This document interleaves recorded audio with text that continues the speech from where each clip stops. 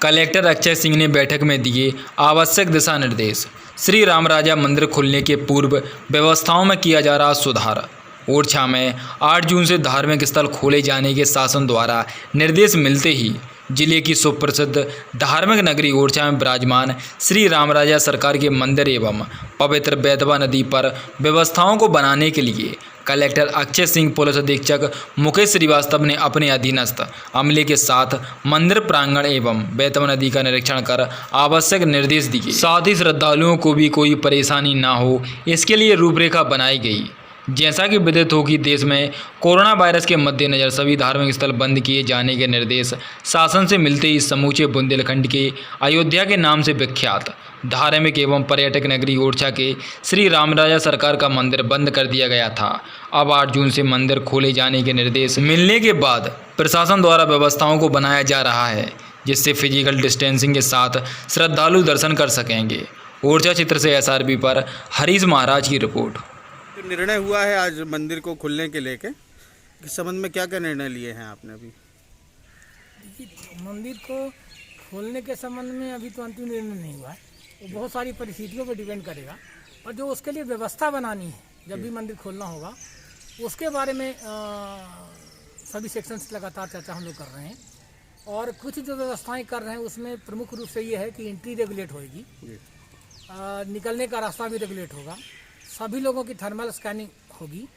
बाकी जो रास्ते बहुत सारे एंट्री के हैं वो सारे बंद रखने होंगे, और लोगों को जांच के सख्त दायरे से गुजरना होगा। आई कार्ड से एंट्री होगी, और पहले 1 सप्ताह केवल ऑनलाइन, जिसके पास पर्ची होगी, स्लिप होगी, वही एंट्री कर पाएगा। इसके अलावा सामान लेकर के आने पे रोक रहेगी, क्योंकि सामान एक संक्रमण का साधन होता है। जूते चप्पल की भी व्यवस्था मंदिर तिराहे के दोनों तरफ बाहर बनाई जा रही है, क्योंकि जूते चप्पल भी एक संक्रमण के वो होते हैं, कारक होते हैं। ये सारी व्यवस्थाएं बनाई हैं। इसके अलावा अगर भीड़ ज़्यादा होती है तो कुछ जगह हम लोग एक्स्ट्रा कंट्रोल रूम बना रहे हैं, टेंट लगवा रहे हैं, और जो सारे पार्किंग के स्थल हैं उन पेड पार्किंग के स्थल में भी लोगों को रोकने की व्यवस्था हम कर रहे हैं। इसके अलावा ओरछा तिगेला में भी रोकने की व्यवस्था होगी, ताकि अगर लगता है कि ओरछा शहर में फिजिकल डिस्टेंसिंग के रिक्वायरमेंट के हिसाब से ज़्यादा लोग प्रवेश कर रहे हैं तो उनको प्रवेश करने के पहले ही शहर के बाहर ही होल्ड किया जा सके। ये सारी व्यवस्थाएं।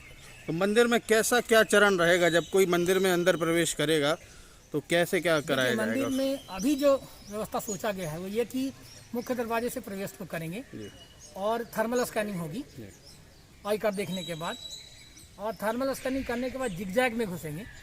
जिगजैग में घुसते हुए अगर भीड़ कम रही तो परिक्रमा के बगैर सीधे प्रवेश द्वार पे जाएंगे, और अगर भीड़ ज़्यादा रही तो परिक्रमा करने के बाद उनको कंट्रोल तरीके से प्रवेश द्वार पे घुसाएंगे।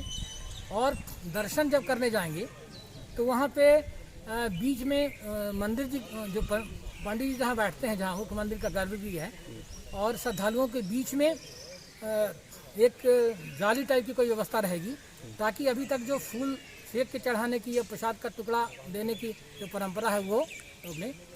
इसी प्रकार से जो पंडित जी कुछ श्रद्धालुओं को देते थे अभी वो भी नहीं हो पाएगा। इसके अलावा और चीज़ रेगुलेट कर रहे हैं, मसलन अभी प्रसाद नहीं मिल पाएगा मंदिर से।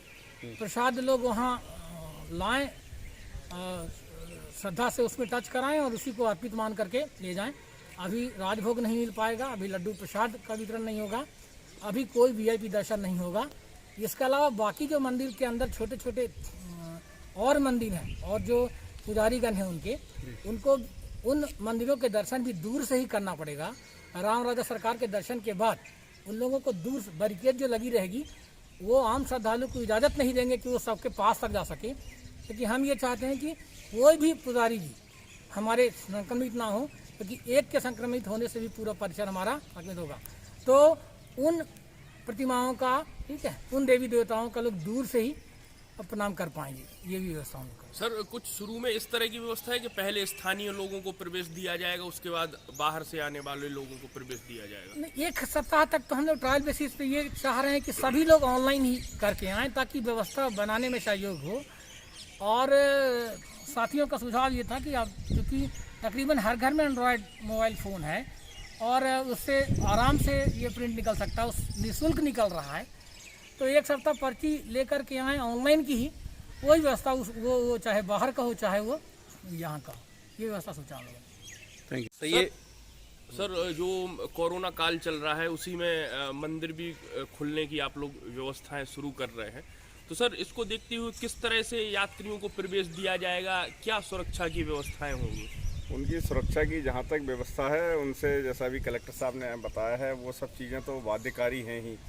हमारी तरफ से 3-4 चीज़ों में विशेष ध्यान दिया जाएगा और पहले से उनको बताया जाएगा कि एक तो वो जो बुज़ुर्ग लोग हैं 65 साल से ऊपर वाले, 10 साल से कम वाले जो बच्चे हैं और प्रेग्नेंट लेडी या कोई बीमार व्यक्ति, वो बिल्कुल ना आए, क्योंकि उनको यहाँ आने से और भी असुविधा होगी।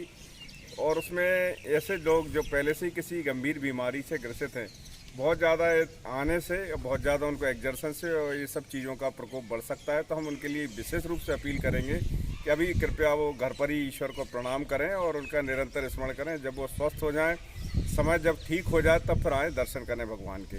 और बाकी सुरक्षा के लिए हम लोग, जो हमारे और कलेक्टर साहब के बीच में अभी चर्चा हुई है, निरंतर अभी 2-3 मीटिंग में हम लोगों ने डिसाइड किया है, हम ट्रैफिक निश्चित रूप से बहुत अच्छी तरीके से रेगुलेट करेंगे। अभी पेड पार्किंग की भी व्यवस्था हो गई है, तो वहाँ मेरा यही कहना है कि जो मोटरसाइकिल 4 व्हीलर से लोग आते हैं, तो कृपया जो ट्रैफिक के रूल से नियम का पालन करें। और जो मोटरसाइकिल लेके आते हैं, वो अपने जो भी लाइसेंस है, गाड़ी के कागज़ हैं, वो भी लेके आएँ।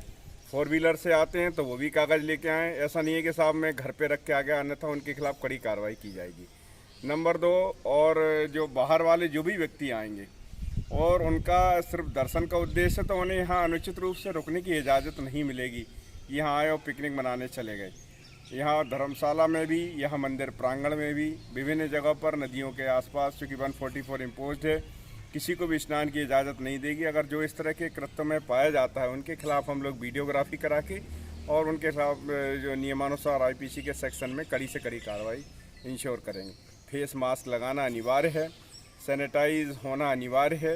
यहाँ जगह जगह सैनिटाइज़र भी प्रशासन ने व्यवस्था करी है, हम लोग भी इसको लगातार रेगुलेट कर रहे हैं। वो सुरक्षा मापदंडों का हमें सभी को पालन करना है। और मेरा सभी जन सामान्य से और सभी जनता से ये विशेष रूप से अनुरोध है कि ईश्वर को निरंतर स्मरण करें। अभी तक राम राजा की कृपा से ही हमारा ज़िला कोरोना से बिल्कुल अछूता बचा है और हम चाहते हैं उनकी कृपा लगातार बरसती रहे। और अभी कुछ दिनों तक और उन्हें संयम की आवश्यकता है, सुरक्षा के मापदंडों को अपनाए जाने की आवश्यकता है और जो सरकार उनको हिदायत दे रही है उसको भी पूर्णतः पालन करें। ऐसा नहीं हो कि अति के उसमें बहुत ज़्यादा उत्साह में या बहुत ज़्यादा एग्रेसिवनेस में बहुत बड़ा नुकसान हो जाए। एक व्यक्ति के संक्रमित होने से बहुत सारी अव्यवस्था फैल जाएगी। पता लग रहा है कि जो चीज़ हम बड़े अच्छे से करना चाह रहे हैं उसको और काफ़ी फिर डिले हो जाएगा। तो इन सब चीज़ों पे मेरा अनुरोध है। बाकी हम और हमारा जो पुलिस प्रशासन है और जिला प्रशासन, हम लोग बिल्कुल कटिबद्ध हैं कि जो भी उत्तम व्यवस्था होगी हम बिल्कुल उसमें इंश्योर करेंगे। धन्यवाद।